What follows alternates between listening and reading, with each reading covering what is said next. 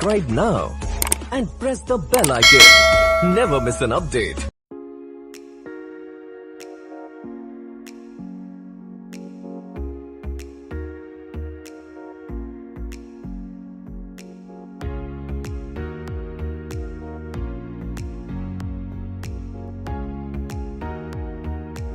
In the last video we have seen about promises. Now we will see what is async of it. So let's create a function foo, and this will return some value or string value. So let it be I am foo. Now let's create one more function, that is promise, that will containing a promise. So it will be bar, let const bar equals to arrow function, and it should be having some return. So it should be returning some promise, new promise, and promise have two parameters, that is resolve comma reject. If you don't know about the promise, you can see my previous video where I have shown how promise works. So here we will be creating some, let num equals to math.random, and it will give me a number, a random number into 10. So this will give me a number, a value between 1 to 5. So let it be if num is greater than 5. So we will simply resolve and write greater than 5, and let's, in the else condition we will simply reject this, and we will reject, inside reject we will pass that less than 5. Now this is how we have created a promise, our promise. Let's create one more function, or we can do one more thing, like we can add this whole code in some set timeout of 3 seconds. So it will work after a delay of 3 seconds. So let's put this inside our set timeout. So this function will work, or the promise, after the 3 seconds. Let's create another function, and this function will be basically, let's write the name as fun, or fun, or we can write gun equals to from our arrow function, and let it return something that I am done. So now what we will do, we will create a one more function, like const function. That function will be call me, and it should be an arrow function. I'm simply writing arrow function instead of our older version of function by using function keyword.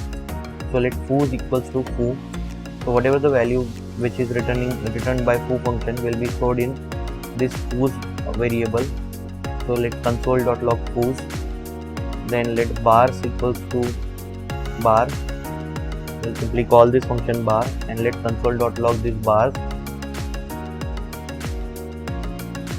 Now let's create one more variable, let guns equals to gun, and we'll simply console.log this gun, console.log guns. Now let's save the changes, and let's make these changes simple. So let's check if I'm missing something. We'll simply write node index.js. It is giving nothing because I didn't call this call me function. So let's call this call me function, and let's try again, node index.js. So as you can see here, what we are getting, I am foo, then promise which is pending, and I am gun. And after pending like 3 seconds, it is giving us less than 5 with some promise rejection warning, right? So instead of doing that, we can do bar dot then, this then and catch we are going to write. If you don't know about this then and catch, you can see my previous video about promises. So bar dot then, so we'll simply write bars equals to data, and on catch, like on read. So this then will give you the value of resolve, and dot catch, this will give you the value, this will catch the value of reject. So we'll simply write bars equals to c, not dot c, equals to c. So now whatever the value will be there, it will give us directly here. So node index.js. So as you can see, there is undefined because it didn't wait for that to come, because there is a delay of 3 seconds. So it's coming as undefined. I am foo, undefined, I am gun. So what we should do, like it should wait for this function bar to complete and give us the value. So in this case, we will be using, to support promise, we will be using async await function. So we'll simply create our parent function as async function, and we will write here in the bar function where we should be like what it will do, it will wait. So we will write await. So unless and until this whole function is completed, it will wait for that. So now as you can see, I am foo, then after 3 seconds it is giving us less than 5, then I am done. So here we are getting, instead of undefined, we are getting some values, but after 3 seconds. But as you can see, unless and until that function is not getting completed, it's not moving further, which means this is a async function basically.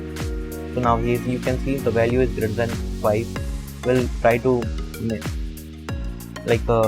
call it again and again and check other values. And as you can see, this is async function, and this is supporting our promises basically. So unless and until promise is like complete, this will wait for the function to complete, then only after that it will move further. So as you can see, greater than 5 we are getting. Now again I'll run this program, we are still getting greater than 5. Let it be less than 5.